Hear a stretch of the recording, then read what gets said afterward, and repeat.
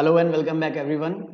हम लोग केमिस्ट्री में मोल कॉन्सेप्ट टॉपिक स्टार्ट कर चुके थे। मैंने आपको पहले भी बताया है कि अगर हमें फिजिकल केमिस्ट्री में कमांड करना है तो मोल कॉन्सेप्ट पर कमांड करना बहुत ज़्यादा ज़रूरी है। मोल कॉन्सेप्ट फिजिकल केमिस्ट्री का फाउंडेशन है। और मैंने आपको ये भी बताया था कि मोल कॉन्सेप्ट में हम लोग पूरी कोशिश करेंगे कि बिना किसी फॉर्मूले के मोल कॉन्सेप्ट के सारे प्रॉब्लम्स हम लोग सॉल्व कर पाएं। इसके लिए जरूरी है कि मोल कॉन्सेप्ट को एकदम फंडामेंटल से हम लोग अंडरस्टैंड करें, ताकि मोल कॉन्सेप्ट में कैसा भी न्यूमेरिकल हमें दिया जाए हम उसे सॉल्व कर पाएंगे। और मैं आपको बता दूं, ये फंडामेंटल्स सिर्फ मोल कॉन्सेप्ट की प्रॉब्लम सॉल्व करने में नहीं, बल्कि स्टोइकियोमेट्री, लिमिटिंग रिएजेंट और किसी भी फिजिकल केमिस्ट्री के चैप्टर से रिलेटेड क्वेश्चंस को सॉल्व करने में आपकी बहुत ज्यादा हेल्प करेगा। हम लोग मोल कॉन्सेप्ट में थोड़ी बहुत बातें ऑलरेडी कर चुके थे। आज मोल कॉन्सेप्ट का लेक्चर नंबर 3 है। आज के लेक्चर में हम लोग बात करेंगे मोलर मास के बारे में। आज के लेक्चर में हम लोग ग्राम एटॉमिक मास, ग्राम मॉलिक्यूलर मास और एसटीपी की कंडीशन क्या होती है, इन सब चीजों के बारे में डिस्कशन करेंगे। और उससे पहले हम लोग रिवाइज करेंगे मोल कॉन्सेप्ट को एक बार फिर से। तो चलिए स्टार्ट करते हैं भाई। तो सबसे पहले मोल कॉन्सेप्ट को रिकॉल करने के लिए जरूरी है कि हम लोग रिकॉल कर ले एएमयू को, कि एटॉमिक मास यूनिट क्या होती है। एटॉमिक मास यूनिट हमें पता है, एटम जैसे बहुत छोटे पार्टिकल्स के मास को मेजर करने की यूनिट होती है। तो एटॉमिक मास यूनिट एक्चुअली में क्या है, जिसे हम एएमयू भी बोलते हैं। तो एएमयू एक्चुअली में एक यूनिट है जो यूज करी जाती है to measure the mass of tiny particles. बहुत छोटे छोटे पार्टिकल्स का मास मेजर करने के लिए एक यूनिट हमने बनाई है। क्यों बनाई है? क्योंकि जाहिर सी बात है, अगर कोई पार्टिकल बहुत छोटा है जैसे कि एटम्स या इलेक्ट्रॉन, प्रोटॉन, न्यूट्रॉन, तो इनका मास इतना कम होगा कि अगर इसे केजी या ग्राम में मेजर करें, जो कि मास को मेजर करने की बहुत बड़ी यूनिट है, तो उनकी न्यूमेरिकल वैल्यूज बहुत कम आएंगी। तो न्यूमेरिकल वैल्यूज को कन्वीनियंटली लिखने के लिए हम लोगों ने खुद यूनिट बना डाली, एएमयू। और एएमयू को डिफाइन कैसे करा जाता है? तो 1 एएमयू में एक्चुअली में 1 एएमयू कितना मास होता है? तो पूरे के पूरे एक कार्बन एटम को हम लोग उठाते हैं और उसके 12 इक्वल पार्ट कर देते हैं। तो उसकी डेफिनेशन कुछ ऐसी है कि 1 AMU is nothing but 1/12 mass of 1 carbon 12 atom. यानी कहने का मतलब क्या है कि मान लीजिए अगर मेरे पास एक कार्बन एटम है जिसमें इलेक्ट्रॉन, प्रोटॉन, न्यूट्रॉन होंगे, तो उसका कोई मास होगा। इस पूरे के पूरे कार्बन 12 एटम को 12 इक्वल पार्ट्स में डिवाइड करा जाएगा। ठीक है, तो हम इसके 12 इक्वल पार्ट करेंगे, 1 2 3 4 5 एंड 6। ऐसे यहां पे 6 और कर लो, 1 2 3 4 5 एंड 6। तो ये 12 इक्वल पार्ट हो गए। अब इन इक्वल पार्ट्स में से एक पार्ट को आप बाहर निकाल लो। तो इस एक पार्ट को जो आपने निकाला होगा, ये 1 पार्ट जो आपने निकाला है, इसका जो भी मास आएगा उसी को हम लोग 1 एएमयू बोलते हैं। भाई जाहिर सी बात है, कार्बन 12 एटम है, तो इस 12 का मतलब क्या होता है? 12 का मतलब है इस कार्बन में 6 प्रोटॉन और 6 न्यूट्रॉन होंगे। 6 proton and 6 neutron will be there. ठीक है, तो 1 पार्ट जब हमने इसका बाहर निकाला, तो इसका जो भी मास आएगा उसी को 1 एएमयू बोला जाएगा। और हमें यह भी पता है कि ये मास दरअसल में अगर ग्राम या केजी में कन्वर्ट करना चाहें तो करा जा सकता है, क्योंकि एएमयू मास की यूनिट है, तो इसका कोई ना कोई रिलेशन ग्राम और केजी के साथ होना चाहिए। तो 1 एएमयू में कितना मास होता है? तो 1 एएमयू एक्चुअली में ग्राम में अगर बात करें तो 1.66 into 10 to the power minus 24 gram होता है। केजी में लिखना चाहें तो ये हो जाएगा 1.66 into 10 to the power minus 27 KG. इन बातों को ध्यान में रखकर हम लोग एक बात और फटाफट कर सकते हैं कि एएमयू में अगर किसी एक सिंगल प्रोटॉन का या एक सिंगल न्यूट्रॉन का मेरे को मास फाइंड आउट करना है, तो वो क्या होता है? तो एक प्रोटॉन या एक न्यूट्रॉन का मास एएमयू में 1 एएमयू ही होता है। इसे इस तरह से भी डिनोट करा जा सकता है, यू करके। You is short form for unified mass. AMU और यूनिफाइड मास अपने लिए लगभग लगभग बराबर है। थोड़ा सा डिफरेंस होता है, लेकिन अपने लेवल पे अप्रोक्सीमेशन लेकर हम लोग काम करते हैं, तो ये दोनों वैल्यूज बराबर मानी जाती हैं। ऐसे ही न्यूट्रॉन का मास भी 1 एएमयू के बराबर होता है या 1 यूनिफाइड मास के बराबर होता है। हालांकि स्ट्रिक्टली स्पीकिंग न्यूट्रॉन का मास प्रोटॉन से थोड़ा ज्यादा होता है, लेकिन क्योंकि हम लोग राउंड ऑफ करके वैल्यूज के साथ काम करते हैं, तो हम लोग इस अप्रोक्सीमेशन के साथ ही काम करेंगे और हमारे आंसर इसी से कैलकुलेट होंगे। तो ये छोटा सा आइडिया है, इसे अच्छे से याद रखिएगा। ये समझना क्यों जरूरी था? क्योंकि एएमयू की हेल्प से हम लोग किसी भी एटम का मास निकाल सकते हैं एएमयू में।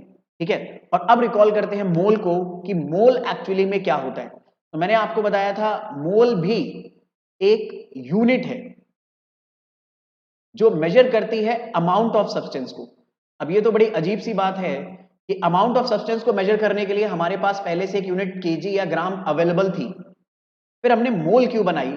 तो इसके पीछे आइडिया यह है कि केजी या ग्राम किसी सब्सटेंस में कितना टोटल मास प्रेजेंट है उसको कैलकुलेट करता है, जबकि मोल अमाउंट को फाइंड आउट करता है, अमाउंट को कैलकुलेट करता है इन टर्म्स ऑफ नंबर। ये बिल्कुल वैसी ही बात है जैसे अगर हम बाजार में जाते हैं और अगर हम लोग मान लीजिए आटा खरीद के ला रहे हैं, फ्लावर खरीद के ला रहे हैं, तो हम केजी में परचेज करके लाते हैं। लेकिन उसी का उल्टा अगर हम लोग बनाना परचेज करने जाते हैं तो हम लोग बनाना केजी वगैरह में परचेज नहीं करते, हम ऐसे मांगते हैं कि 1 डजन बनाने दे दो या 2 डजन बनाने दे दो, काउंटिंग में करते हैं। दोनों ही केसेस में हम अमाउंट को मेजर कर रहे हैं, एक बार फ्लावर का अमाउंट मेजर कर रहे हैं और एक बार बनाना का। लेकिन हम लोगों ने करा क्या, एक बार केजी कन्वीनियंट था हमारे लिए और बनाना के केस में नंबर्स कन्वीनियंट थे अमाउंट के लिए, तो इसीलिए वहां पर हम लोगों ने नंबर्स के लिए डजन का इस्तेमाल करा। सिमिलरली मोल भी क्या करता है, मोल भी अमाउंट को मेजर करता है but in terms of number. तो एक बात याद रखिएगा, मोल एक एसआई यूनिट है जो अमाउंट ऑफ सब्सटेंस को मेजर करती है, लेकिन किसके टर्म्स में, but in terms of numbers. ये बहुत जरूरी है। अब देखिए समझिए एक बात, जैसे मैंने आपको बताया एग्जांपल के तौर पे कि 1 डजन, डजन भी एक यूनिट है जो नंबर्स के साथ एसोसिएट करती है किसी भी यूनिट को। तो 1 डजन में किसी भी चीज की 12 यूनिट्स होती हैं। सिमिलरली जो मोल होता है वो भी एक नंबर के साथ एसोसिएटेड है और वो नंबर है 6.02। अगर 2 प्लेसेस लिखना चाहते हो तो 6.02, अगर 3 प्लेसेस तक लिखना चाहते हो डेसिमल के बाद तो 0.222 लिख सकते हो आप, into 10 to the power 23 units. तो 1 मोल हमेशा एक नंबर के साथ एसोसिएट होता है और 1 मोल अगर कोई भी चीज हमारे पास है तो उसकी इतनी यूनिट्स होंगी हमारे पास। यानी अगर मान लो मेरे पास एग्जांपल के तौर पे 1 मोल आयरन एटम्स है, तो 1 मोल आयरन एटम्स का मतलब मेरे पास कितने आयरन एटम्स होंगे, 6.02। मैं 2 प्लेसेस तक ही लिखूंगा डेसिमल के बाद, into 10 to the power 23 atoms होंगे आयरन के। सिमिलरली अगर मान लीजिए मेरे पास 1 मोल पेंसिल्स है, होंगी नहीं बट अगर है तो इसका मतलब क्या है, 6.02 into 10 to the power 23 pencils है। ये नंबर बहुत बहुत बहुत ज्यादा बड़ा है, इसीलिए डेली लाइफ में हम इसको यूज नहीं करते। हम कभी भी दुकान वाले से जाके ये नहीं कहेंगे 1 मोल बनाना दे दो, किसी भी दुकान वाले के पास, किसी भी फल वाले के पास 1 मोल बनाना होंगे ही नहीं। इनफैक्ट अगर आप एक थोड़ी सी कैलकुलेशन करो कि रफली रफली मान लो एक बनाना का मास, रफली रफली मान लो एक बनाना का मास 50 ग्राम होता है, ठीक है, एक अच्छे खासे बनाना का मास 50 ग्राम होता है। तो कोशिश करो ये फाइंड आउट करने की कि 1 मोल बनाना का मास कितना होगा और उसे कंपेयर करना अर्थ के मास से। तो आपको एक बड़ा इंटरेस्टिंग रिजल्ट देखने को मिलेगा कि पूरी अर्थ पर एट अ सिंगल टाइम 1 मोल बनाना भी प्रेजेंट नहीं हो सकते, इम्प्रैक्टिकल होगा वो। ठीक है, तो मोल दरअसल में बहुत बड़ा नंबर है जो नंबर्स के साथ काउंट करता है अलग अलग यूनिट्स को, अलग अलग क्वांटिटीज को। और क्योंकि इतना बड़ा नंबर है इसलिए हम डेली लाइफ की चीजों के साथ मोल को डील नहीं करते, या डेली लाइफ की चीजों को मोल में डील नहीं करते। हम लोग क्या करते हैं, बहुत छोटे पार्टिकल्स के लिए मोल का इस्तेमाल करते हैं।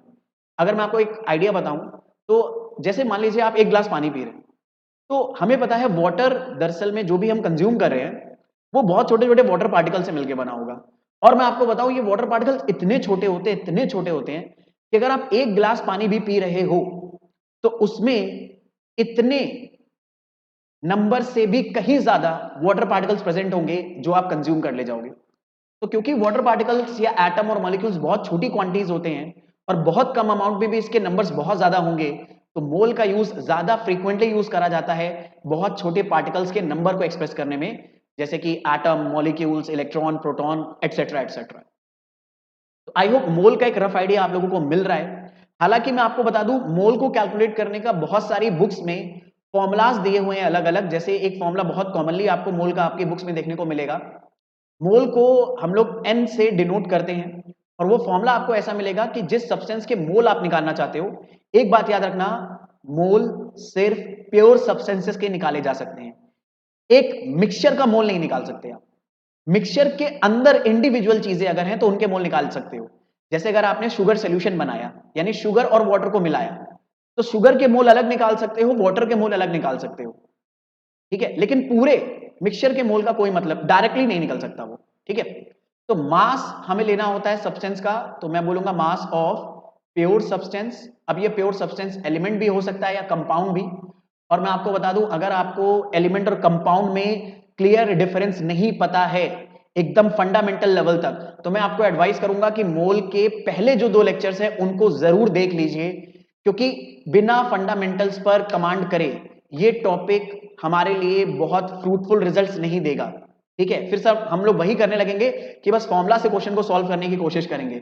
ऐसा नहीं है, अगर आपको मोल्स पर फंडामेंटल लेवल तक कमांड करना है तो पुराने वाले 2 लेक्चर्स को जरूर विजिट करिएगा।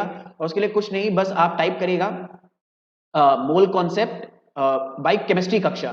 तो मोल कॉन्सेप्ट बाय केमिस्ट्री कक्षा आप टाइप करेंगे तो प्लेलिस्ट आपके सामने आ जाएगी, उसमें आप पहले वाले 2 लेक्चर्स को जरूर देखिए। जब फंडामेंटल लेवल पे कमांड हो जाए, आपको अच्छे से पता चल जाए एलिमेंट और कंपाउंड में क्या डिफरेंस और क्यों इन्हें प्योर सब्सटेंस की कैटेगरी में लिया जाता है, तो आप समझ जाइएगा कि आप मोल की बहुत इन डेप्थ अंडरस्टैंडिंग कर रहे हो। और मैं बता दूं, ये इतनी इन डेप्थ अंडरस्टैंडिंग होगी कि आपको कैसा भी न्यूमेरिकल दिया जाए, कितना भी क्रिटिकल, कितना भी डिफिकल्ट न्यूमेरिकल दिया जाए, आप इजीली उसे सॉल्व कर पाओगे। ठीक है, तो अब बात करते हैं मास ऑफ प्योर सब्सटेंस हमें लेना होता है, लेकिन ये फॉर्मूला स्ट्रिक्टली हम यूज करते हैं तो ग्राम में यूज करते हैं और डिवाइड कर देते हैं हम लोग उस प्योर सब्सटेंस के मोलर मास से। अब ये मोलर मास क्या चीज होती है? मोलर मास की जो यूनिट होती है वो होती है ग्राम पर मोल। ये मोलर मास आज के लेक्चर में हम लोग डिस्कस करेंगे। तो कई बुक्स में ये फॉर्मूला दिया जाता है जो हो सकता है हम आगे यूज भी करें कभी कभी। ठीक है, फिलहाल मेरी कोशिश ये रहती है कि मैं आपको बिना किसी भी फॉर्मूले के मोल कॉन्सेप्ट के सारे प्रॉब्लम्स को सॉल्व करके दिखाऊं। लेकिन इस कोशिश के पीछे जो आइडिया है वो ये है कि आप फंडामेंटल लेवल पे पहले मोल समझ जाओ। लेकिन एक छोटी सी बात ये भी याद रखनी है कि जिस एग्जाम के लिए हम प्रिपरेशन कर रहे हैं, जैसे कि जेई या नीट के लिए, ये एग्जाम बहुत ज्यादा डिफिकल्ट होता है और हमें पूरे एग्जाम में सिर्फ 3 घंटे मिलते हैं पूरे पेपर को सॉल्व करने के लिए। तो 3 घंटे में हमें बहुत सारे क्वेश्चन सॉल्व करने होते हैं, तो वहां पे टाइम सेव करना बहुत ज्यादा इंपॉर्टेंट होता है। तो इसीलिए कई बार ये जो फॉर्मुलाज हैं ये हमें हेल्प करते हैं टाइम सेव करने में। लेकिन कई बार मैंने देखा है कि बच्चे लर्निंग के टाइम पे, स्टूडेंट लर्निंग के टाइम पे फॉर्मुलाज पर ज्यादा एम्फेसिस करते हैं, फंडामेंटल्स पर नहीं, और उससे उन्हें अच्छे न्यूमेरिकल सॉल्व करने में दिक्कत आती है, जो आपकी एक अच्छी रैंक क्रिएट करने में हेल्प नहीं करता है। तो इसीलिए अगर आप बहुत अच्छी रैंक अचीव करना चाहते हैं तो स्ट्रैटेजी ये होनी चाहिए, पहले फंडामेंटल्स को स्ट्रॉन्ग करो। ट्रस्ट मी, अगर फंडामेंटल्स स्ट्रॉन्ग हो गए तो आप फॉर्मूला कैसे क्विकली इंप्लीमेंट कर सकते हो किसी भी क्वेश्चन में सीख जाओगे। अगर फंडामेंटल स्ट्रॉन्ग नहीं है, सिर्फ फॉर्मूला आता है, तो क्रिटिकल क्वेश्चंस, क्रिटिकल न्यूमेरिकल्स को सॉल्व करना बहुत ज्यादा डिफिकल्ट हो जाएगा। इसलिए मैंने देखा अक्सर बच्चे कहते हैं सर न्यूमेरिकल नहीं सॉल्व हो रहा, ये नहीं सॉल्व हो रहा, वो नहीं सॉल्व हो रहा, जबकि मुझे फॉर्मूला आता है। फॉर्मूला आने से फंडामेंटल क्लियर नहीं होता। और जो भी टीचर्स आपके लिए जेई या नीट का एग्जाम बना रहे हैं वो खुद बहुत ब्रिलियंट माइंडेड टीचर्स हैं। उन्हें भी पता है कि आप कैसी मिस्टेक्स करते हो, आप फॉर्मूला पर बहुत ज्यादा फोकस करते हो रादर देन फंडामेंटल्स, और वो इसी चीज के साथ काम करते हैं कि वो फंडामेंटल पर आपको क्वेश्चन दे देते हैं। इसीलिए पहले फंडामेंटल समझ लो, फॉर्मूला अप्लाई करना आपको आ ही जाएगा। ठीक है, तो इस फॉर्मूले में जो मोलर मास टर्म आया इसका बाद में हम लोग यूज करेंगे। और मैं फिर से आपको बता दूं, हम लोग मोल के क्वेश्चंस पहले सॉल्व करेंगे बिना किसी फॉर्मूले के, सिर्फ फंडामेंटल्स पर। यानी मोल्स का फंडामेंटल क्या है, और इसके अलावा बस आपको अरिथमेटिक में यूनिटरी मेथड और आना चाहिए। अगर ये 2 चीजें आती हैं तो मोल का कोई भी क्वेश्चन बिना न्यूमेरिक, बिना फॉर्मूले के सॉल्व हो जाएगा, ये मेरी गारंटी है आपको। चलो, अब मोल के बारे में बहुत छोटी मोटी बातें हमने कर ली। मोल का एक फॉर्मूला आता है, ये भी हम आगे कभी यूज कर पाएंगे, करेंगे। ठीक है, मोल क्या होता है, वो किस नंबर के साथ एसोसिएट होता है, ये हमें पता चल गया। अब यहां पर एक जरूरी चीज मैं आपको रिकॉल कराना चाहूंगा, ये जो नंबर है कि 1 मोल यूनिट्स में किसी भी चीज की 6.02 इंटू 10⁻³ यूनिट्स होती हैं। ये एक बहुत ही स्पेशल नंबर है केमिस्ट्री के अंदर, is a very special number. इस नंबर को बोला जाता है एवोगैड्रो नंबर। एवोगैड्रो एक्चुअली में एक केमिस्ट थे, ठीक है, एक साइंटिस्ट थे, जिन्होंने इस नंबर, जिनके नाम के रिस्पेक्ट में इस नंबर को ये नाम दिया गया है एवोगैड्रोस नंबर। एवोगैड्रोस नंबर को, क्योंकि ये नंबर बहुत बड़ा है, हम बार बार लिखने से बचने के लिए क्या करते हैं, इसे सिंबल दे देते हैं Na या N0। तो अगर कहीं पर भी केमिस्ट्री में या साइंस में आपको Na या N0 लिखा दिखाई मिले तो आप समझ जाना आप इस नंबर की जगह पर इसे लिख रहे हो। ठीक है, इस नंबर की जगह पर आपने ये चीज लिखी हुई है। और एक छोटी सी बात आपको और बता दूं कि Na लिखते टाइम ये A सबस्क्रिप्ट में रहेगा और इस कैपिटल ही रहेगा, इसे स्मॉल नहीं लिख सकते, क्योंकि स्मॉल अगर आपने लिख दिया तो वो सोडियम का सिंबल बन जाएगा, ये अलाउड नहीं है। ठीक है, तो ये एक इंपॉर्टेंट पॉइंट है, इसे आप याद रख सकते हो। अच्छा, इसके अलावा एक छोटी सी चीज मैं आपको और रिकॉल कराना चाहूंगा कि किसी भी एटम का जो मास होता है, किसी भी एटम का जो मास होता है जिसे हम एटॉमिक मास भी बोलते हैं, तो वो कैसे निकलता है मैं आपको बता दूं। मान लीजिए अगर किसी एलिमेंट का हमें सिंबल दिया है x और ऊपर एक नंबर लिखा है लेट्स से 39 और यहां पर नंबर लिखा हुआ है 20।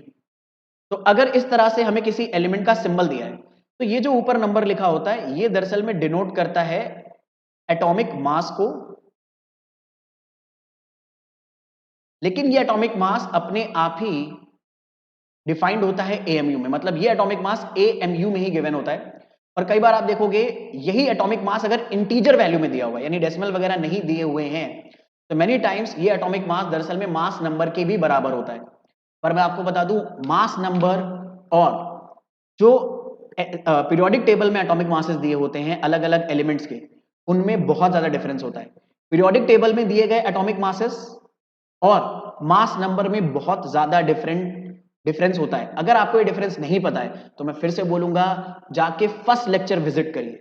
अगर आपको ये डिफरेंस नहीं पता है जो कि फंडामेंटल है, फाउंडेशन है, ये नहीं पता है तो फर्स्ट लेक्चर विजिट करिए। उसमें आइसोटोप का सेक्शन मैंने आपको बताया है और उस आइसोटोप के सेक्शन में मैंने बहुत क्लियरली मेंशन करा है कि एटॉमिक मास कैसे डिफरेंट होता है मास नंबर से। तो आपको दो चीजें वहां पर पढ़नी पड़ेंगी, आइसोटोप मास आइसोटोप और एवरेज एटॉमिक मास। तो आपको क्लियर आइडिया मिल जाएगा कि मास नंबर और एटॉमिक मास में कब डिफरेंस होता है और कब सिमिलैरिटी होती है। चलो फिलहाल टाइम नहीं वेस्ट करते, आगे मैं आपको बताता हूं कि अगर किसी भी एलिमेंट का सिंबल दिया हुआ है तो ये जो एटॉमिक मास दिया जाता है ये एटॉमिक मास एएमयू में दिया जाता है। और अगर एएमयू में एटॉमिक मास है यानी एक एटम का मास हमें एएमयू में पता है तो इसे ग्राम में कन्वर्ट करा जा सकता है, क्योंकि 1 एएमयू में हमें ग्राम्स पता है कितने होते हैं। भाई हमें पता है 1 एएमयू में एक्चुअली में होते हैं 1.66 इंटू 10⁻⁻24 ग्राम।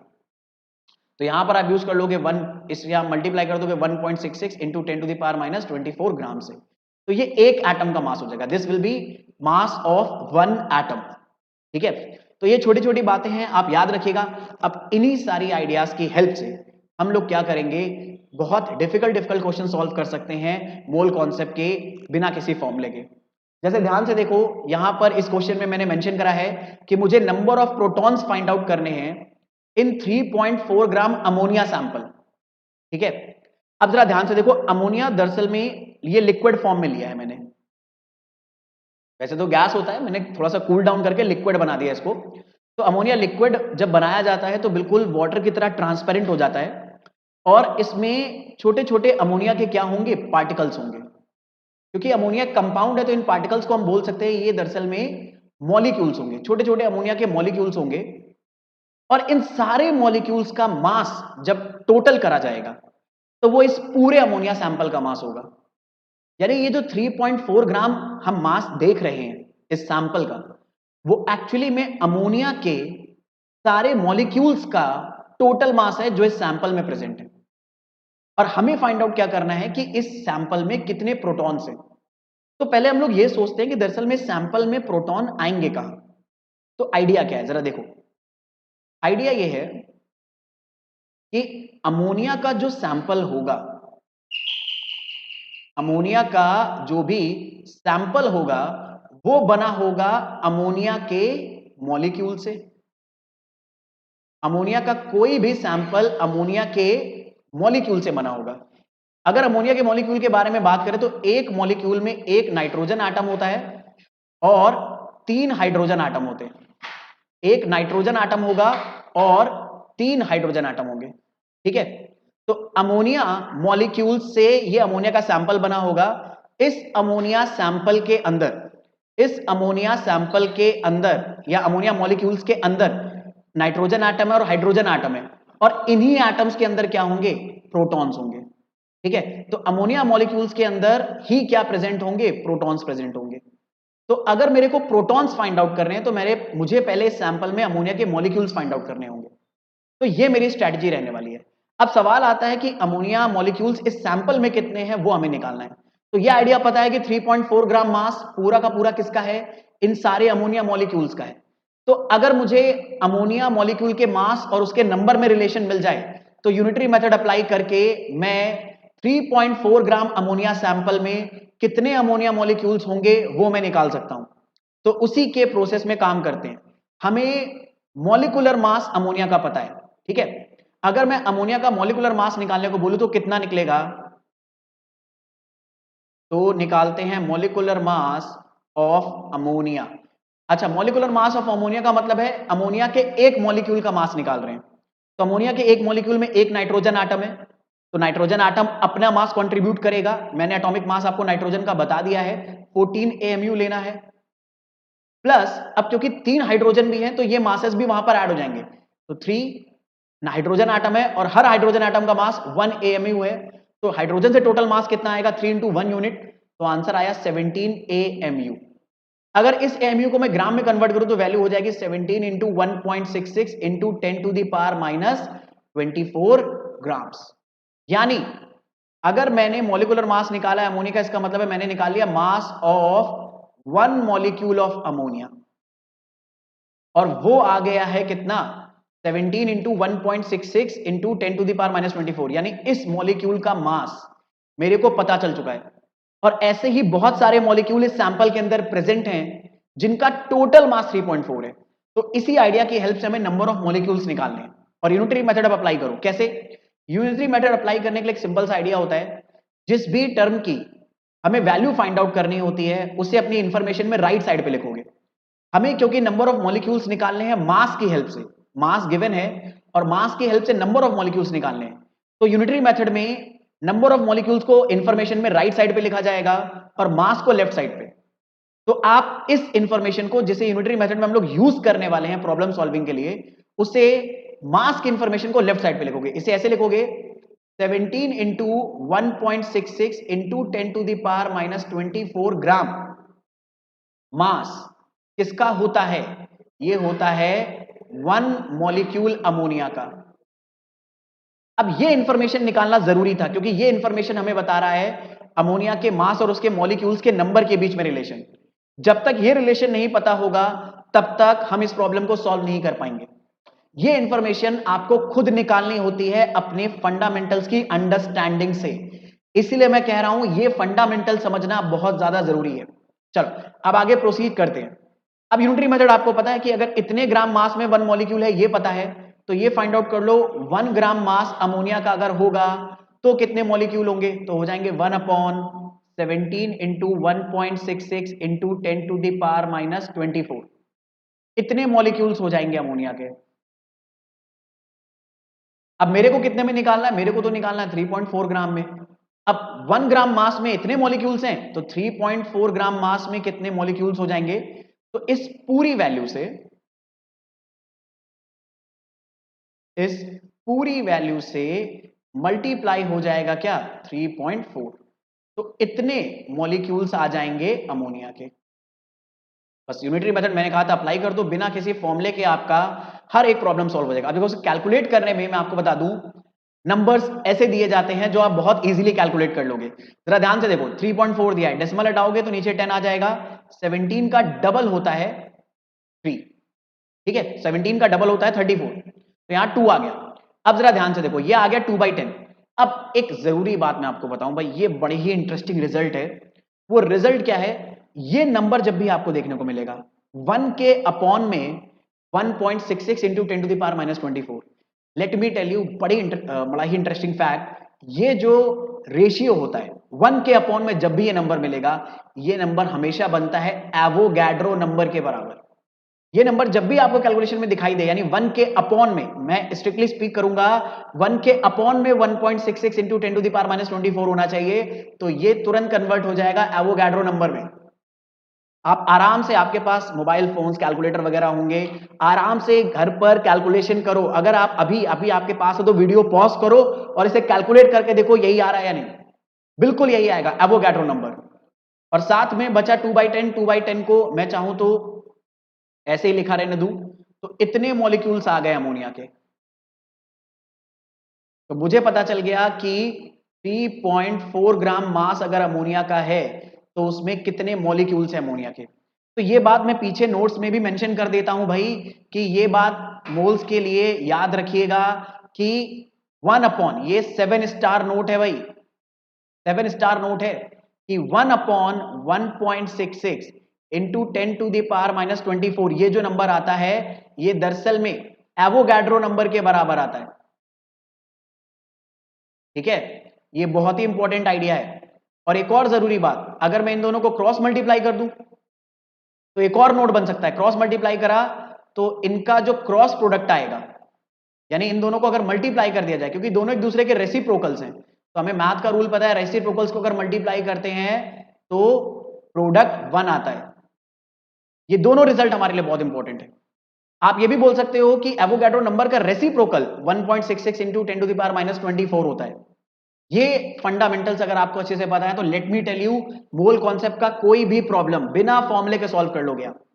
ठीक है, फंडामेंटल्स पहले अंडरस्टैंड कर लो, फिर टाइम बचाने के लिए फॉर्मूला इंप्लीमेंट कर करके हम लोग जल्दी सॉल्व करेंगे। ठीक है, अब देखो हमें पता चल गया यार इतने मॉलिक्यूल्स हैं अमोनिया के 3.4 ग्राम मास में, हमें तो इतने मास में प्रोटॉन्स फाइंड आउट करने हैं, कितने हैं। ठीक है, तो ये प्रोटॉन्स अमोनिया मॉलिक्यूल के अंदर ही तो होंगे।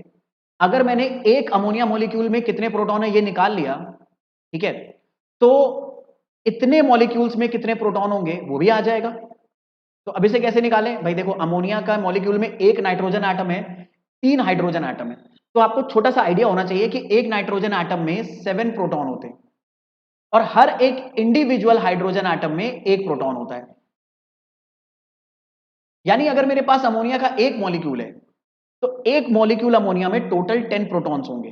तो ये इंफॉर्मेशन मैं यहां पर लिख दे रहा हूं, since 1 molecule of ammonia has 10 protons। ये बात ध्यान रखो, ठीक है, ये इंपॉर्टेंट है, ये बहुत इंपॉर्टेंट है।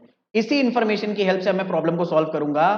तो 3.4 ग्राम मास अगर अमोनिया का है मेरे पास, तो उसमें प्रोटॉन्स कितने हो जाएंगे यार, एक मॉलिक्यूल में 10 प्रोटॉन है, तो इतने मॉलिक्यूल में कितने हो जाएंगे यार। यूनिटरी मेथड हमें पता है, 1 मॉलिक्यूल में प्रोटॉन पता है, ज्यादा में निकालना तो मल्टीप्लाई कर दो। तो 6.02 into 10 to the power 23 into 2/10 into 10, इतने प्रोटॉन्स हो गए। और देखो आपने नोटिस करा, मैंने कैलकुलेशन सबसे लास्ट में जाके करी है। मैं आपको बता दूं क्लास 11th और 12th में अगर कोई न्यूमेरिकल आप सॉल्व कर रहे हो और न्यूमेरिकल सॉल्यूशन के दौरान बहुत सारे स्टेप्स में कैलकुलेशन आ रही है और वो कैलकुलेशन आगे प्रोसीड करनी है आपको, मतलब उसको सॉल्व करके वहीं पे आंसर नहीं देना है बल्कि आगे प्रोसीड करना है, तो मैं आपको बता दूं ये मेरी एडवाइस है आपको, जो बहुत टाइम सेव करेगी आपका। उस इंफॉर्मेशन को, उस वैल्यू को आगे तक लेते हुए जाना, जब फाइनल आंसर देना हो तब कैलकुलेट करना, तो बहुत टाइम बचता है। क्योंकि आपको नंबर्स ऐसे दिए जाते हैं कि अगर आप आगे उनको लेकर जाओगे तो बहुत सारी चीजें कट पिट जाएंगी। देखो जैसे 10 से 10 कट गया, अब इस 2 से इसको मल्टीप्लाई करके हम सीधे आंसर निकाल सकते हैं, तो इतने प्रोटॉन्स आ जाएंगे, यही हमारा आंसर हो जाएगा। ठीक है, तो इसीलिए मैं कह रहा हूं फंडा, देखो मैंने एक भी फॉर्मूला नहीं लगाया, सिर्फ यूनिटरी मेथड और फंडामेंटल का इस्तेमाल करा और हम लोगों ने आंसर निकाल लिया। तो इसलिए मेरी एडवाइस है फंडामेंटल्स को बहुत अच्छे से अंडरस्टैंड करिए, अगर वो आ जाएंगे तो टाइम सेव करने के लिए फॉर्मूला का इंप्लीमेंटेशन करना बहुत आसान होता है। चलो ऐसे अगला क्वेश्चन करते हैं, ये डिफरेंट टाइप का क्वेश्चन है। अभी तक मास की हेल्प से मोल या नंबर ऑफ पार्टिकल्स निकाल रहे थे, अब मैं क्या कह रहा हूं, हमें number of moles find out करने हैं इतने मॉलिक्यूल्स ऑफ शुगर में। ठीक है, और इसके साथ साथ सैंपल का मास भी फाइंड आउट करना है। यानी अब की बार पार्टिकल्स हमें दिए हैं, इसकी हेल्प से मोल्स भी निकालने हैं और हमें क्या भी निकालना है, सैंपल का मास भी निकालना है और उसमें कार्बन एटम कितने हैं ये भी निकालना है। ये सारी चीजें करनी है, तो आराम से करते हैं, बिल्कुल जल्दबाजी नहीं, ठंडे दिमाग से सोचते हुए। यार शुगर तो सबने देखी है, ठीक है, फिलहाल मैं आपको बता दूं हमारे घरों में जो शुगर आती है उसे आर्टिफिशियली क्रिस्टल बनाया जाता है। नेचुरल जो शुगर होती है ना वो पाउडर्ड सब्सटेंस होता है। तो एक बात है ना, जैसे इमेजिन करो ये मान लो पाउडर शुगर हमारे पास रखी हुई है, हीप बना हुआ है इसका, तो इसका मतलब क्या है, इसका मतलब है ये शुगर का जो सैंपल है बहुत छोटे छोटे छोटे छोटे शुगर के पार्टिकल से मिलकर बना होगा। हमें इंफॉर्मेशन क्या दी गई है कि इस सैंपल में जो पार्टिकल्स हैं वो हैं 1.204 इंटू 10 टू द पावर 22। अब इन पार्टिकल्स की वजह से कुछ मास आएगा इस शुगर सैंपल का, है ना, और जब मास आ जाएगा तो उसमें कुछ मोल्स भी होंगे।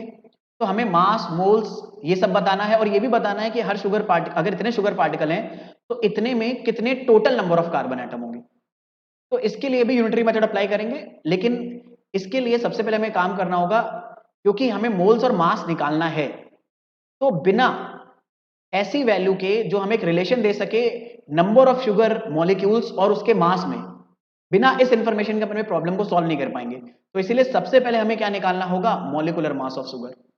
मॉलिक्यूलर मास ऑफ शुगर का मतलब क्या है, मेरे को शुगर के एक मॉलिक्यूल का मास पता करना पड़ेगा। तो ये इंफॉर्मेशन मुझे रिलेशन देगी नंबर ऑफ शुगर मॉलिक्यूल और उसके मास में, कि एक शुगर मॉलिक्यूल का मास इतना है। तो मॉलिक्यूलर मास ऑफ शुगर, यार फॉर्मूला मैंने आपको दिया हुआ है, 12 कार्बन है, 22 हाइड्रोजन, 11 ऑक्सीजन। कैलकुलेट करना, आंसर आएगा 342। लेकिन सबके मास एमयू में रखोगे तो आंसर आएगा एएमयू। ठीक है, तो ग्राम में अगर निकालेंगे तो ये आ जाएगा 342 इंटू 1.66 इंटू 10⁻⁻24 ग्राम। यानी इतना मास अगर है तो ये मास 1 मॉलिक्यूल शुगर का होता है।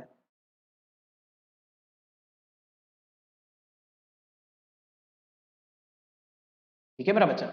अब यार देखो, कैलकुलेशन करना बड़ा आसान है भाई। हमें क्या फाइंड आउट करना है, पहले काम करता हूं मैं, मास निकालता हूं, पहले मास निकालता हूं फिर बाद में मोल्स निकालूंगा। देखना दोनों बड़ा आसान है, दोनों ही लिटरली बहुत आसान है। मास निकालना पहले मैं आपको सकता हूं किससे, बिना किसी फॉर्मूले के। मतलब कई टीचर जब इसको सॉल्व करेंगे, मतलब कई, अगर आप फॉर्मुला फॉलो करोगे, ठीक है, तो टीचर्स क्या, मतलब कई लोग जब अगर फॉर्मुला स्ट्रिक्टली फॉलो करते हो, पहले मोल्स निकालेंगे फिर मास निकालेंगे। अगर फंडामेंटल आपको पता है तो आपको पता है बिना मोल्स निकाले भी सीधे मास निकल सकता है। अरे हमें एक मॉलिक्यूल का मास पता चल गया ना, इतना है, तो इतने मॉलिक्यूल्स का मास निकालना है यार। तो अगर मैं आपसे पूछूं कि मास ऑफ 1.204, देखो हमें पता है ना, 1 मॉलिक्यूल का मास पता है और इतने मॉलिक्यूल का निकालना। तो यूनिटरी मेथड क्या बोलेगा, यार तुम्हें 1 मॉलिक्यूल का मास निकालना है और तुम्हें इतने मॉलिक्यूल्स का मास अगर निकालना है, तो बस क्या कर दो, मल्टीप्लाई कर दो दोनों को। यानी 1.204 इंटू, सॉरी 204 है, मैंने गलती से 240 लिख दिया, एक मिनट। ठीक है, तो आई गेस आपको समझ में आ रहा होगा, मतलब बिना मोल्स को निकाले। मतलब कई लोग पता है ट्रायंगल आपको बताते हैं, ट्रायंगल ये मतलब golden triangle of moles and that all, पता नहीं क्या क्या। और उससे क्या होता है, हम बड़े इंप्रेस हो जाते हैं, यार वाह गोल्डन ट्रायंगल, ऐसे डिवाइड करेंगे, ऐसे मल्टीप्लाई करेंगे, एन से मल्टीप्लाई करेंगे ये आ जाएगा, एन से डिवाइड करेंगे वो आ जाएगा। और उस टाइम पे तो हम बड़े खुश हो जाते हैं, लेकिन क्योंकि फंडामेंटली हमें नहीं पता होता कि आइडिया क्या है वहां पर, तो जब कोई क्रिटिकल क्वेश्चन आता है तो बड़ी दिक्कत होती है। मैं ये नहीं कह रहा कि वो ट्रायंगल लॉ यूजफुल नहीं है, बिल्कुल यूजफुल है, लेकिन तब बहुत ज्यादा यूजफुल है जब आपको फंडामेंटल पता हो। फंडामेंटल नहीं पता तो दिक्कत होगी।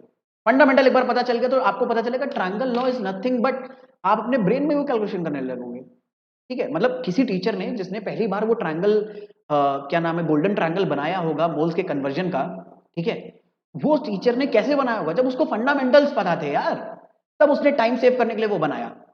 तो इसीलिए आप भी गोल्डन ट्रायंगल्स और पता नहीं ये सब चीजें तब इस्तेमाल करना जब फंडामेंटल स्ट्रांग हो जाए। ठीक है, तो आपको पता चलेगा, तब कैलकुलेशन आपके लिए बहुत इजी हो जाएगी। चलो फटाफट हम निकालते हैं, 1.204 इंटू 10⁻22। अब इसमें मल्टीप्लाई कर देंगे किससे, 342 इंटू 1.66 इंटू 10⁻⁻24 से। अब इसको सिंप्लीफाई करना है। अब यार देखने में हमें क्या लगेगा, नंबर बड़े खतरनाक है यार, कैसे मल्टीप्लाई कैसे डिवाइड करेंगे। तो घबराना नहीं है, लेट मी टेल यू, घबराना नहीं है। छोटी सी, मैंने क्या कहा, फंडामेंटल्स को अपने स्ट्रांग रखिए, चीजें सॉल्व होंगी।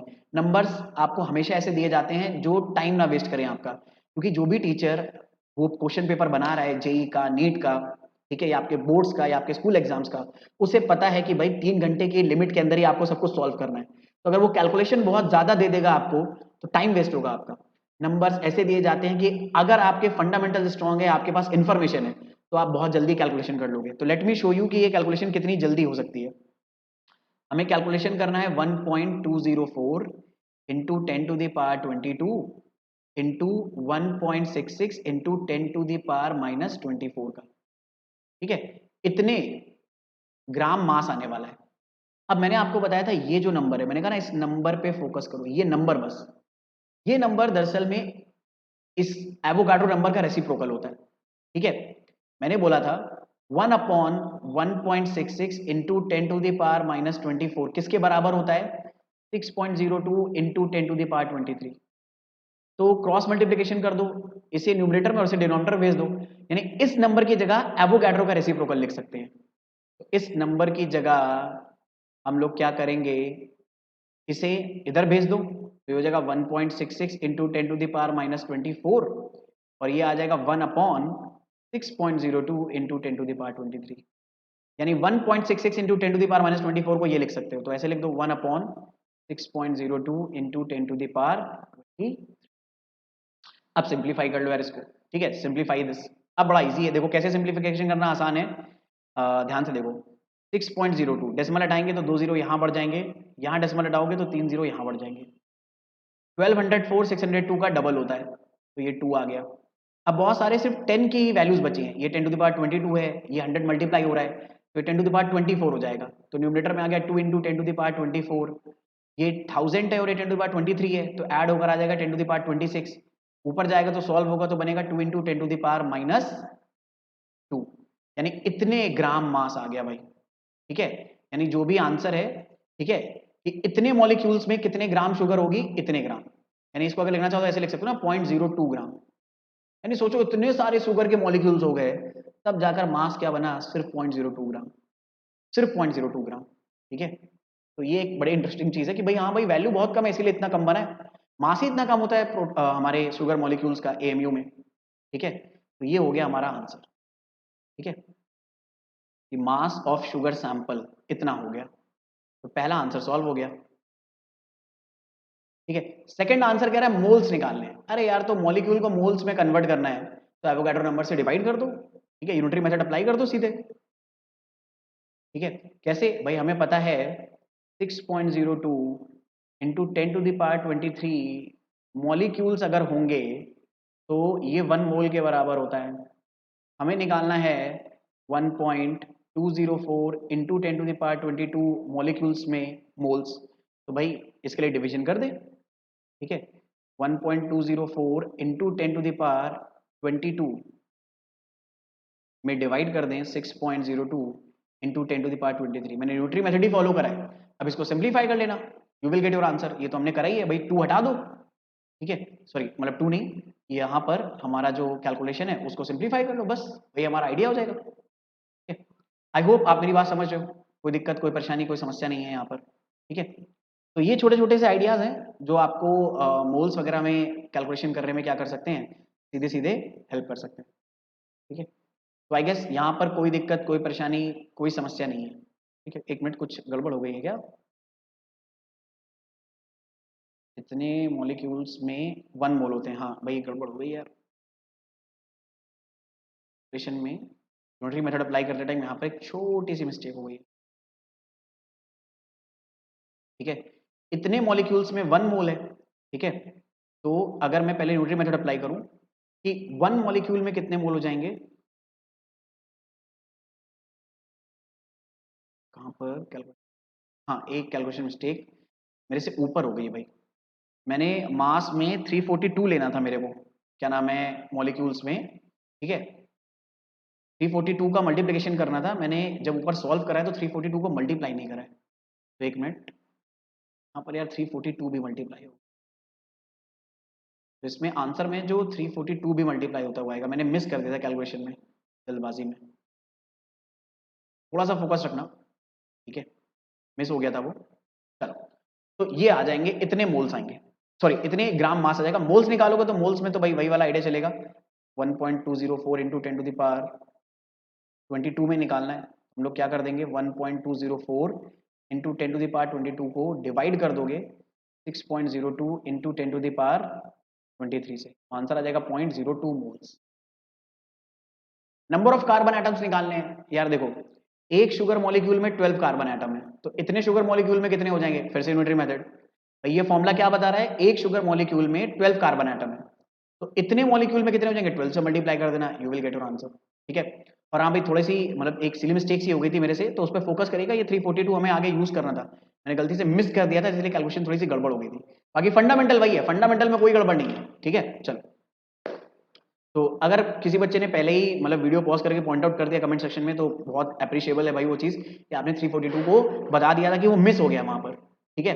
चलो अब आगे बात करते हैं यार, ये क्वेश्चन मैं आपके लिए होमवर्क के लिए छोड़ रहा हूँ भाई, ये मैंने पहले भी होमवर्क में दिया है, दोबारा भी होमवर्क में दे रहा हूँ, इससे पहले वाली वीडियो में भी ये होमवर्क में था, मैं चाह रहा हूँ ये क्वेश्चन आप लोग अपनी तरफ से सॉल्व करो, ठीक है।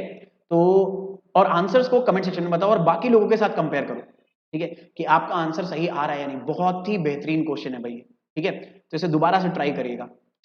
अब आ जाते हैं अपने डिस्कशन में आगे। आज के लेक्चर में हमें मोल्स के अलावा जो डिस्कशन करना है वो है मोलर मास का डिस्कशन। और मोलर मास को समझना बहुत आसान है, जैसा कि नाम ही बता रहा है मोलर मास, यानी किसी भी सब्सटेंस के 1 मोल का जो टोटल मास होगा वो होगा उसका मोलर मास। तो डेफिनेशन भी वहीं से आई है कि अगर हमारे पास टोटल मास है किसी भी चीज के 1 मोल का, और 1 मोल का मतलब क्या, उसके एवोगैड्रो नंबर के बराबर पार्टिकल्स का जो मास आएगा, ठीक है, उसी को हम लोग मोलर मास बोलते हैं। बस एक कंडीशन होती है, मोलर मास को हमेशा ग्राम में एक्सप्रेस करा जाता है। मतलब मोलर मास अभी आप कभी केजी में नहीं बताओगे, कभी मिलीग्राम में नहीं बताओगे, ठीक है, ये एक कन्वेंशन है जो हमें फॉलो करना होता है। मोलर मास को हमेशा ग्राम्स में बताया जाता है और है बड़ा सिंपल आइडिया। क्या है मोलर मास? किसी भी सब्सटेंस, जो भी सब्सटेंस आपको दिया है, ये प्योर सब्सटेंस ही होना चाहिए, किसी भी प्योर सब्सटेंस का 1 मोल पार्टिकल्स का मास ही उसका मोलर मास, ठीक है। अब इसको जरा अंडरस्टैंड करते हैं कि जैसे मैंने आपसे एक क्वेश्चन अंडरस्टैंड करने की कोशिश करते हैं। मैंने आपसे कहा कि एक एलिमेंट मैं दे रहा हूं, उसका मोलर मास फाइंड आउट करना है। Find molar mass of iron. Iron का एटॉमिक मास दे रखा है 56 और एटॉमिक नंबर होता है 26, ठीक है। हमें आयरन का मोलर मास निकालना है, ठीक है। ये इंफॉर्मेशन हमें दे रखी है कि भाई आयरन का एटॉमिक मास 56 AMU वगैरह होता है, ठीक है। अब मतलब क्या है इसका, हमें आयरन के 1 मोल एटम्स का मास निकालना है, ठीक है। तो सोल्यूशन में अगर हम लोग बात करें तो सोल्यूशन में सबसे पहले वो इंफॉर्मेशन लिख लेते हैं जो हम यूज कर सकते हैं। यहां पर हमें पता है कि मोलर मास में 1 मोल पार्टिकल के मास को निकालना होता है। तो पहले आयरन के एटम्स और उसके मास को रिलेट तो कर ले। हमें आयरन का एटॉमिक मास पता है 56, तो हम लोग ये बोल सकते हैं 1 एटम ऑफ आयरन हैज मास, उसके पास कितना मास होगा, इज इक्वल टू 56 AMU। या अगर ग्राम में लिखे तो कितना हो जाएगा, 56 इंटू 1.66 इंटू 10⁻24। अब सुनना मेरी बात, हमें क्या फाइंड आउट करना है, इसके 1 मोल का मास, यानी इसका मोलर मास। तो मोलर मास आयरन का मतलब क्या हो जाएगा कि अगर आयरन के एवोगैड्रो नंबर के बराबर एटम्स ले लूं, बहुत सारे एटम्स ले लूं, तो उन सारे एटम्स का जो कलेक्टिव मास बनेगा, ठीक है, एवोगैड्रो नंबर के बराबर जब एटम्स लूंगा तो उन सारे एटम्स का जो मास बनेगा वही आयरन का मोलर मास होगा। तो वो मेरे को निकालना है। तो वो कैसे निकलेगा, बड़ा सिंपल सा आइडिया है भाई, एक एटम का मास पता है, तो मोलर मास का मतलब है कि mass of 6.02 into 10⁻23 atoms of iron. और अगर आयरन के एक एटम का मास पता है और एवोगैड्रो नंबर ऑफ एटम्स के बराबर आयरन का मास निकालना है, तो बस इन दोनों को हम लोग यूनिटरी मेथड के अकॉर्डिंग क्या कर देंगे, मल्टीप्लाई कर देंगे। फिजिक्स में फिर से भूलने वाला था यार, पता है, ठीक है, जल्दबाजी में, इसलिए कहते हैं कि भाई मतलब जल्दबाजी जो होती है ना बड़ी बुरी चीज होती है, आराम से कैलकुलेट करो।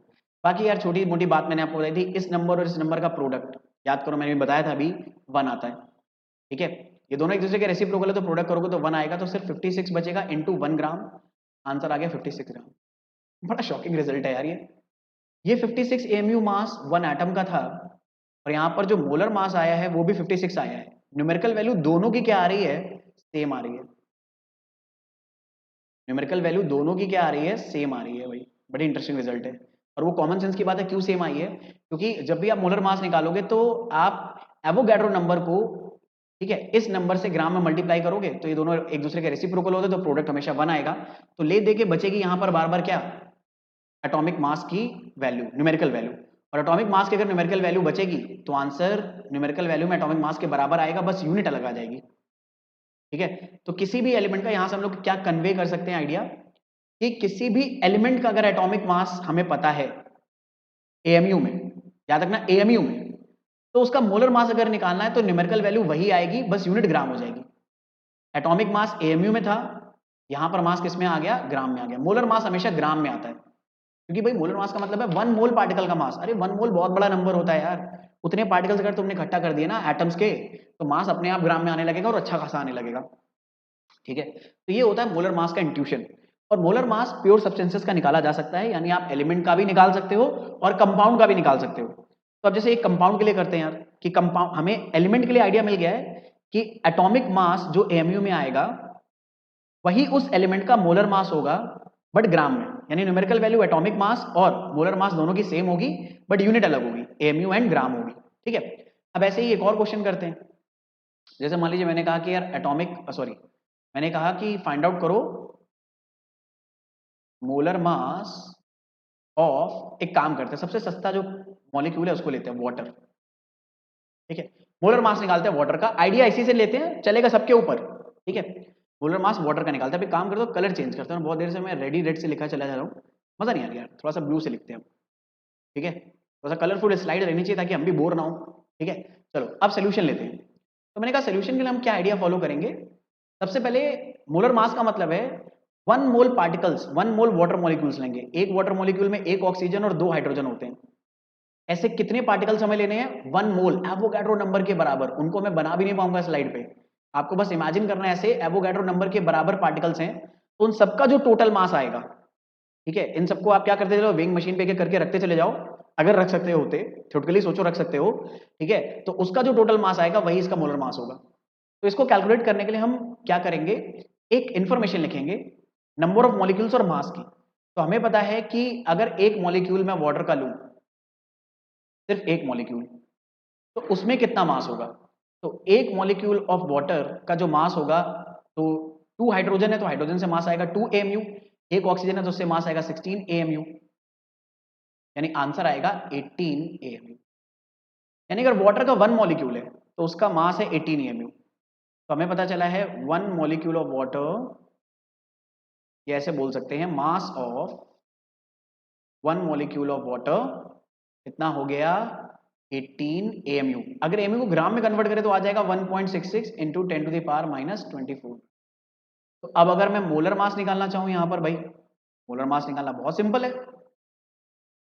ठीक है, तो मोलर मास ऑफ वाटर क्या हो जाएगा, तो भाई एक मॉलिक्यूल का मास पता है, मोलर मास का मतलब है एवोगाड्रो नंबर के बराबर वाटर मॉलिक्यूल्स का मास निकालना है। तो इसके लिए हम लोग क्या करेंगे, एवोगाड्रो नंबर से मल्टीप्लाई कर देंगे, क्योंकि उतने मॉलिक्यूल्स के मास अगर निकालना है तो यूनिटरी मेथड में बोलता है भाई इन्हें मल्टीप्लाई कर दो। ठीक है, अब आपको पता है ये दोनों नंबर रेसिप्रोकल है तो उनका प्रोडक्ट 1 हो जाएगा, तो आंसर आएगा 18 ग्राम। तो यहां पर भी बड़ा एक इंटरेस्टिंग रिजल्ट देखने को मिला, और वो इंटरेस्टिंग रिजल्ट क्या है कि जो मोलर मास आ रहा है वाटर का, उसकी जो न्यूमेरिकल वैल्यू आ रही है वही न्यूमेरिकल वैल्यू किसकी भी थी, उसके मॉलिक्यूलर मास की भी थी। ठीक है भाई, 1 मॉलिक्यूल मास को मॉलिक्यूलर मास भी तो बोलते हो। तो ये भी एक बड़ा ही इंपॉर्टेंट दरअसल में क्या है, एनालॉजी है जो आप देख सकते हो कि मॉलिक्यूलर मास एएमयू में जिस न्यूमेरिकल वैल्यू के बराबर आता है, मोलर मास भी उसी कंपाउंड का उसी न्यूमेरिकल वैल्यू के बराबर आएगा, न्यूमेरिकल वैल्यू सेम रहेगी, बस यूनिट चेंज होगी। मोलर मास ग्राम में आएगा और मॉलिक्यूलर मास एएमयू में आएगा। जब ये एएमयू में होगा तभी तभी न्यूमेरिकल वैल्यू मैच करेगी, वरना नहीं। ठीक है, तो आई होप आपको ये एनालॉजी समझ में आ रही होगी और मोलर मास का आइडिया आपको समझ में आया। ठीक है, तो फटाफट अगर आपको बातें समझ में आई हैं तो जल्दी जल्दी एक काम करेंगे, मैं कुछ सब्सटेंस यहाँ पे लिखूंगा, ये प्योर सब्सटेंस होंगे, एलिमेंट भी हो सकते हैं और कंपाउंड भी। आपको उन सबके एटॉमिक और मॉलिक्यूलर मास बताने हैं, ये आप बताओगे एएमयू में। ठीक है, फिर आपको मोलर मास बताना है, ये आपको बताना है ग्राम में। भाई मोलर मास हमें पता है हमेशा ग्राम में बताना होता है। अब ब्लू के ऊपर ब्लू अच्छा नहीं लग रहा था और फिर से कलर चेंज कर लेते, रेड पे आ जाते। तो मान लो मैंने आपसे कहा कि भाई कॉपर सब्सटेंस है जिसका एटॉमिक मास मैं दे दे रहा हूं आपको 63.5 एएमयू। अगर ये ऐसे लिखा हुआ है तो इस एएमयू में ही गिवन होता है, ये कन्वेंशन है। तो इसका एटॉमिक मास कितना हो जाएगा एएमयू में, अरे यही हो जाएगा 63.5। और मोलर मास अगर निकालें तो हमें पता है न्यूमेरिकल वैल्यू यही रहेगी बट यूनिट क्या हो जाएगी, ग्राम हो जाएगी। इसी तरह से अगर मान लीजिए कॉपर के साथ नहीं मैं काम कर रहा हूं, लेट से क्या नाम है, किसको ले लें, सल्फर को ले लेते हैं। ठीक है, सल्फर का एटॉमिक मास होता है 32, एटॉमिक नंबर होता है 16। मैंने कहा कि इसका एटॉमिक मास बताओ एएमयू में कितना होगा, तो भाई 32 एएमयू ही आएगा। अब मैंने कहा कि नहीं भाई इसका मोलर मास बताओ कितना आएगा। तो मोलर मास आपको पता है किसी भी एलिमेंट का जो न्यूमेरिकल वैल्यू एटॉमिक मास का आता है वही न्यूमेरिकल वैल्यू मोलर मास का आएगा, बस ग्राम में यूनिट होगी। और ऐसा नहीं है कि आपने न्यूमेरिकल वैल्यू सेम रखी तो सारी चीजें सेम है, नहीं भाई, ये बहुत छोटे एटम का मास है। और ये जो मोलर मास आया है ऐसे कितने एटम लिए होंगे, 1 मोल, यानी एवोगाड्रो नंबर के बराबर जब आप अपने एटम्स लिए होंगे तब जाकर 32 ग्राम मास हुआ होगा। ऐसे अब कुछ कंपाउंड के लिए करते हैं, जैसे कि मान लो CH4। अब CH4 का एटॉमिक मास नहीं निकलेगा क्योंकि एटम नहीं है, ये मॉलिक्यूल है, तो मॉलिक्यूलर मास निकालो। तो एक कार्बन और 4 हाइड्रोजन, तो कार्बन का मास हो गया 12, हाइड्रोजन का होता है 1, एक हाइड्रोजन का 1 होता है तो 4 हाइड्रोजन का 4, तो 4 है, सबको सम करना पड़ेगा, तो आंसर आएगा 16 AMU। अब अगर इसे बोलते हैं मीथेन, ठीक है, CH4 आपको पता होगा 10th क्लास से मीथेन बोलते हैं, तो मीथेन का अगर एटॉमिक मास आ गया 16 AMU, तो मोलर मास कितना हो जाएगा? तो किसी भी मॉलिक्यूल का मॉलिक्यूलर मास अगर AMU में जिस न्यूमेरिकल वैल्यू के साथ आया है, वही न्यूमेरिकल वैल्यू क्या भी रहेगी, मोलर मास की भी रहेगी, तो 16 ग्राम ही आंसर होगा। ठीक है, मान लीजिए अगर मैंने यूरिया ले लिया, यूरिया क्या था, पहला लैब में सिंथेसाइज्ड ऑर्गेनिक कंपाउंड था, मैंने कहा कि बताओ भाई इसका मॉलिक्यूलर मास कितना होगा, तो कैलकुलेट करना 60 AMU आएगा, और आपको निकालना है इसका मोलर मास, तो मोलर मास कितना हो जाएगा, AMU में अगर निकाला तो वही क्या आंसर आ जाएगा, ग्राम में आ जाएगा, 60 ग्राम विल बी द आंसर। तो आई गेस ये फंडामेंटली आइडिया आप लोगों को समझ में आ रहे हैं, ठीक है। चलो अब अपना डिस्कशन आगे बढ़ाते हैं ग्राम एटॉमिक मास पे। तो मैं आपको बता दूं, बिल्कुल भी घबराने की जरूरत नहीं है, ग्राम atomic mass and gram atoms क्या होता है, कुछ नहीं, बस ये मोल्स ही होते हैं, ठीक है। ग्राम एटॉमिक मास दरअसल में स्पेसिफिकली 1 मोल एटम का मास होता है, ठीक है। मतलब दरअसल में मोलर मास डिफरेंशिएट नहीं करता है कि हम एलिमेंट के साथ डील कर रहे हैं कंपाउंड के साथ, मोलर मास दोनों के लिए यूज कर सकते हो आप, ठीक है। लेकिन अगर हम स्पेसिफिकली कैलकुलेट करना चाहते हैं क्या नाम है सिर्फ एलिमेंट के लिए, तो हम लोग ग्राम एटॉमिक मास बोल सकते हैं। तो ग्राम atomic mass is nothing but mass of 1 mole of element, यानी मोलर मास ऑफ एलिमेंट, ठीक है। आप ये भी बोल सकते हो नोट के फॉर्म में कि ग्राम एटॉमिक मास, ग्राम एटॉमिक मास दरअसल में किसके बराबर होता है, मोलर मास के ही बराबर होता है, मोलर मास ऑफ एलिमेंट, ये भी बोल सकते हो, ठीक है। और जैसे नंबर ऑफ मोल्स निकलते हैं वैसे ही नंबर ऑफ ग्राम एटम्स निकलते हैं। तो एनालॉजी समझना, ग्राम एटॉमिक मास की एनालॉजी है मोलर मास के साथ, नंबर ऑफ ग्राम एटम्स एक टर्म और आता है, उसकी एनालॉजी क्या है, नंबर ऑफ ग्राम एटम्स का मतलब है नंबर ऑफ मोल्स। बस ये बोलने का तरीका अलग अलग है, ठीक है। मतलब जैसे नहीं, जैसे फॉर एग्जांपल विराट कोहली का जो निक नेम है वो है चीकू, ठीक है। अब चाहे कोई पर्सन उसे विराट कोहली बुलाए चाहे चीकू बुलाए, दोनों बुला तो एक ही लोग को रहे ना, ऐसा नहीं लोग अलग अलग हैं। ऐसे ही हम एलिमेंट के मोलर मास को चाहे मोलर मास बोले या ग्राम एटॉमिक मास बोले, दोनों का मतलब सेम होगा। मान लो एलिमेंट का कोई सैंपल दिया है, ठीक है, तो सैंपल में कुछ ना कुछ मोल्स प्रेजेंट होंगे एलिमेंट के, तो उन नंबर ऑफ मोल्स को हम क्या भी बोल सकते हैं, नंबर ऑफ ग्राम एटम्स भी बोल सकते हैं, ठीक है। तो मतलब जो चीज हम लोग मोल्स के लिए कर रहे थे वही चीज ग्राम एटम्स हो जाएगी, और जो चीज हम लोग मोलर मास के लिए कर रहे थे वही ग्राम एटॉमिक मास हो जाएगा, ठीक है। बिल्कुल सेम कैलकुलेशन है, बस मोल्स बोलने की बजाय इस केस में ग्राम एटम्स बोलेंगे। जैसे अगर आप मेरी बात समझे हो तो एक क्वेश्चन को सॉल्व करो, ठीक है। बड़ा सिंपल सा क्वेश्चन है, मैं आपसे कह रहा हूं कि फाइंड करो number of gram atoms in 5.6 gram iron, ठीक है। आयरन नेल्स 5.6 ग्राम हमें दे रखी हैं, मतलब आयरन नेल्स ऐसे बनी होंगी, हमारे पास बहुत सारी होंगी, तो उनमें हमें ग्राम एटम्स फाइंड आउट करने हैं। इसका मतलब क्या है, इसका मतलब है कि आयरन आयरन नेल्स बहुत छोटे छोटे आयरन के एटम से मिलकर बनी होगी, तो इस सैंपल में आयरन के कितने मोल्स हैं वो वही निकालने को बोल रहे हैं। मोल्स को बस वो किससे डिनोट कर दे रहे हैं, ग्राम एटम से। तो ग्राम एटम जब वर्ड आए तो आप समझ ना मोल्स ही निकालने हैं, बस उसे बोला गया ग्राम एटम जा रहा है, तो उसको सॉल्व करना बड़ा आसान है भाई, इसका सोल्यूशन तो बड़ा आसान है, भाई यूनिटरी मेथड अप्लाई करो मोल्स वाला, ठीक है। अब यहां पर यूनिटरी मेथड में हेल्प कौन करेगा हमें, यहां पर यूनिटरी मेथड में हमें हेल्प करेगा मोल और मोलर मास, क्योंकि अब मोलर मास हमें पता चल चुका है, तो मोलर मास का मोल के साथ रिलेशन है, उसी को इस्तेमाल करते हैं। अब आयरन का जो एटॉमिक मास होता है वो 56 AMU होता है, ठीक है। अब इसको यूनिटरी मेथड में कैसे इंप्लीमेंट करें, तो देखो कहानी क्या है, हमें पता है कि हमें नंबर ऑफ ग्राम एटम्स निकालने हैं, एक तरह से नंबर ऑफ मोल्स निकालने हैं, ठीक है। तो हमें पता है कि अगर मोलर मास ले लिया जाए, in molar mass sample of iron, iron के कितने मोल्स होंगे? There will be 1 mole iron. अब आपको पता है कि मोलर मास को हम क्या भी बोल सकते हैं? Gram atomic mass. हम लोग बोल सकते हैं in gram atomic mass sample of iron. मेरे पास आयरन, मोल को क्या बोल सकते हैं? ग्राम एटम्स बोल सकते हैं। तो मेरे को ग्राम एटम्स निकालने हैं ना, ठीक है? तो बस अभी इसको निकालने की कोशिश करते हैं। तो in gram atomic mass of iron sample, तो आयरन सैंपल का ग्राम एटॉमिक मास कितना होगा? हमें पता है जितना मोलर मास होगा उतना ही ग्राम एटॉमिक मास होगा। क्यों? क्योंकि मैंने आपको बताया दोनों का मतलब सेम होता है, बस बोलने का तरीका अलग है, ठीक है? मोलर मास और ग्राम एटॉमिक मास सेम होते हैं। तो आयरन का मोलर मास कितना होगा? तो आयरन का मोलर मास अगर हमें एटॉमिक मास पता है तो उसी को ग्राम में कन्वर्ट कर दो तो मोलर मास आ जाएगा। तो हम लोग बोल सकते हैं कि इन 56 ग्राम सैंपल ऑफ आयरन। अब ये इंफॉर्मेशन खुद हमें बनानी होती है। कितने ग्राम एटम्स होंगे आयरन के? 1 ग्राम एटम्स, मतलब 1 मोल आयरन होगा। ग्राम एटम बोलने का मतलब है मोल। हमें कितने में निकालना है? 5.6 में, तो यूनिट मीटर अप्लाई कर दो, तो पहले 1 ग्राम में निकाल लो कि 1 ग्राम सैंपल ऑफ आयरन में कितने ग्राम एटम्स होंगे? तो 1/56 होंगे, ठीक है? और आपको कितने में निकालना है? 5.6 में। तो 5.6 ग्राम सैंपल ऑफ आयरन में कितने आयरन हो जाएंगे, कितने ग्राम एटम्स? तो 5.6 को मल्टीप्लाई कर दो 1.56 में। मैं आपको पहले भी बोल चुका हूं, नंबर हमेशा ऐसे दिए जाते हैं जो आसानी से कैलकुलेट हो सकते हैं। तो 56 से इसको सॉल्व करोगे तो 1/10 बचेगा, तो आंसर हो जाएगा 1/10,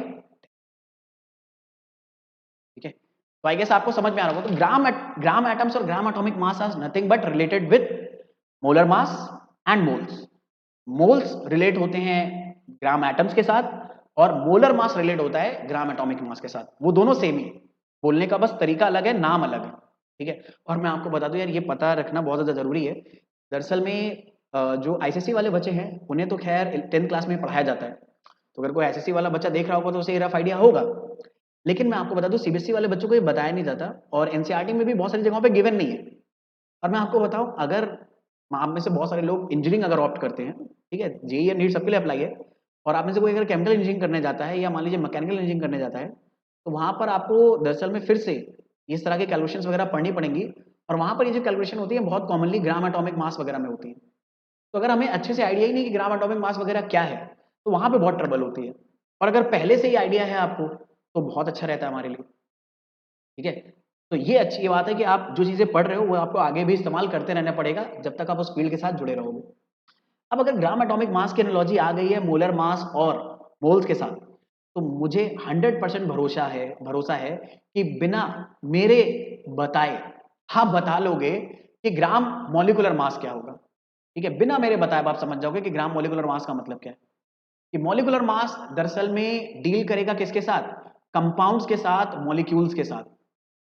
और क्या जो ग्राम मॉलिक्यूलर मास होगा वो किसी भी कंपाउंड के 1 मोल मॉलिक्यूल्स का मास होगा, ठीक है? और इसी को तो हम लोग क्या भी बोलते हैं? मोलर मास ऑफ कंपाउंड भी बोलते हैं। तो इसीलिए ये दो बातें याद रखना कि 1 ग्राम मॉलिक्यूलर मास,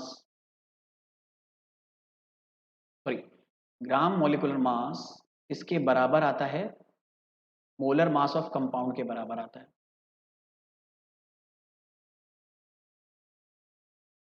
और मोलर मास आपको पता है किसके बराबर होगा? मॉलिक्यूलर मास के न्यूमेरिकल वैल्यू के बराबर होगा, बस यूनिट ग्राम में होगी। और दूसरी बात, नंबर ऑफ ग्राम मॉलिक्यूल्स अगर निकालें तो नंबर ऑफ ग्राम मॉलिक्यूल्स यहां किससे इक्वेट होगा? Number of moles of compound से। बस बिल्कुल वही आइडिया है। और अगर ये आइडिया आप लोग को चमका है तो ट्रस्ट मी, कैसा भी क्वेश्चन है आप आराम से कर लोगे। जैसे अगर मैंने आपको कहा कि फाइंड आउट करो number of gram molecules in 180 gram water sample. 180 gram water sample हमें दे रखा है, हमें फाइंड आउट करना है उसमें कितने ग्राम मॉलिक्यूल्स हैं। यानी बेसिकली हमसे क्या फाइंड आउट करने को बोल रहा है? बेसिकली ये कह रहे हैं कि find number of moles of water in 180 gram water. बस ये इतनी सी बात करें, मतलब इसी लैंग्वेज को ऐसे कन्वर्ट कर सकते हो, यही काम है। अब सोल्यूशन बड़ा सिंपल है भाई। हमें अब क्योंकि मोलर मास पता चल चुका है, तो अब मैं मोलर मास का सीधे मोल से रिलेशन बना सकता हूँ। ठीक है, हालांकि मैं अभी तक जैसे कर रहा था कि पहले एक मॉलिक्यूल का मास निकालो और फिर उससे निकालो, वो भी आइडिया फॉलो कर सकते हैं, बट क्योंकि अब हमें मोलर मास का आइडिया पता चल चुका है, तो अब मैं यूनिटरी मेथड में मोलर मास को यूज करना चाहता हूँ। अब वाटर का जो मॉलिक्यूलर मास है, पहले तो मैं निकाल लेता हूँ मॉलिक्यूलर मास ऑफ वाटर।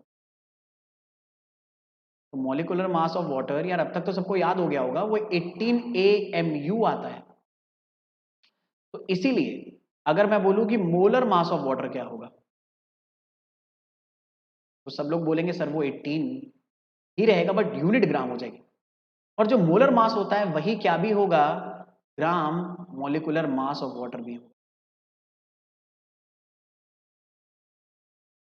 ये इन्फॉर्मेशन अगर आप समझ गए हो तो बहुत जरूर, मतलब तो बहुत अच्छी बात है। ठीक है, ये इन्फॉर्मेशन अगर आप समझ गए तो बस अब कैलकुलेशन तो बड़ा सिंपल है। तो अब हमें पता है, सीधे हम क्या लिख सकते हैं कि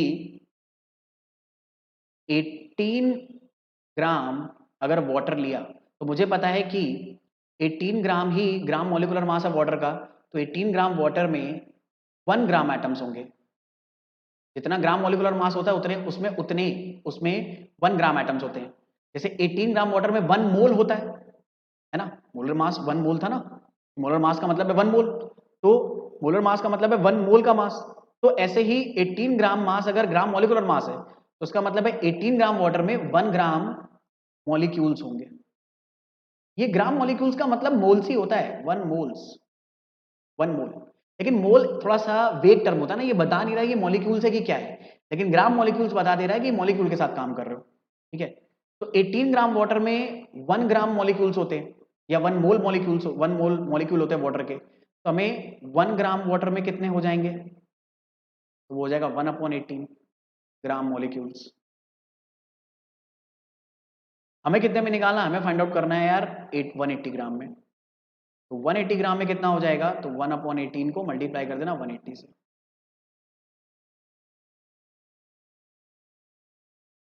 इसको सॉल्व करोगे तो आंसर कितना आ जाएगा, तो 10 ग्राम मॉलिक्यूल्स होंगे, यानी 10 मोल्स आएंगे। 10 ग्राम मॉलिक्यूल्स का मतलब है 10 मोल्स निकाल रहे हो। इनको सॉल्व करने का एक तरीका ये भी हो सकता है कि आप मोल्स निकाल लो पहले, और मोल्स को बाद में कन्वर्ट कर दो ग्राम मॉलिक्यूल्स में। आपको पता है 1 मोल में 1 ग्राम मॉलिक्यूल्स होंगे किसी भी चीज के। ठीक है, तो आप वैसे भी कर सकते हो। तो आई गेस आप सबको ये अच्छे से आइडिया पता चला है कि ग्राम मोलिकुलर मास क्या होता है, ग्राम एटॉमिक मास क्या होता है, मोलर मास क्या है। इन सबकी बहुत इन डेप्थ अंडरस्टैंडिंग पता चल गई है, और मोल्स के साथ कैसे डील करना है ये भी आपको बहुत अच्छे से पता चल गया है। ठीक है, अब अगला जो डिस्कशन करेंगे हम लोग, वो एसटीपी कंडीशन पे करेंगे। एसटीपी कंडीशन की हेल्प से हम लोग अभी तक मास को मोल से रिलेट करना समझ रहे थे। एसटीपी कंडीशन हमें हेल्प करेगी वॉल्यूम को मोल के साथ रिलेट करने में, क्या सिचुएशन होती है या क्या कंडीशन होती है। तो इसका डिस्कशन नेक्स्ट क्लास से करेंगे भाई। नेक्स्ट क्लास बहुत ज्यादा इंपॉर्टेंट होने वाली है। एसटीपी पर बेस्ड क्वेश्चन बहुत फ्रीक्वेंटली हमसे पूछे जाते हैं, थ्रू आउट द केमिस्ट्री आएंगे, गैस स्टेट में आएगा, इक्विलिब्रियम में आएगा, ठीक है, थर्मोडायनेमिक्स में भी आएगा। तो जब जब आप फिजिकल केमिस्ट्री पढ़ोगे एसटीपी कंडीशन से रिलेटेड क्वेश्चंस आएंगे ही आएंगे, जब भी हम गैस के साथ डील करेंगे। तो एसटीपी कंडीशंस क्या होती हैं, बहुत इंपॉर्टेंट है। बहुत कंफ्यूजन होता है बच्चों को कि प्रेशर में 1 बार लें कि 1 एटीएम लें, ये सारे डाउट्स मैं आपके क्लियर करूंगा नेक्स्ट क्लास में। तो एसटीपी कंडीशन उससे रिलेटेड चीजों को नेक्स्ट लेक्चर में हम लोग कैप्चर करेंगे। बहुत इंपॉर्टेंट लेक्चर होने वाला है। ठीक है, और आई होप आपको आज की बहुत सारी चीजें समझ में आई होंगी।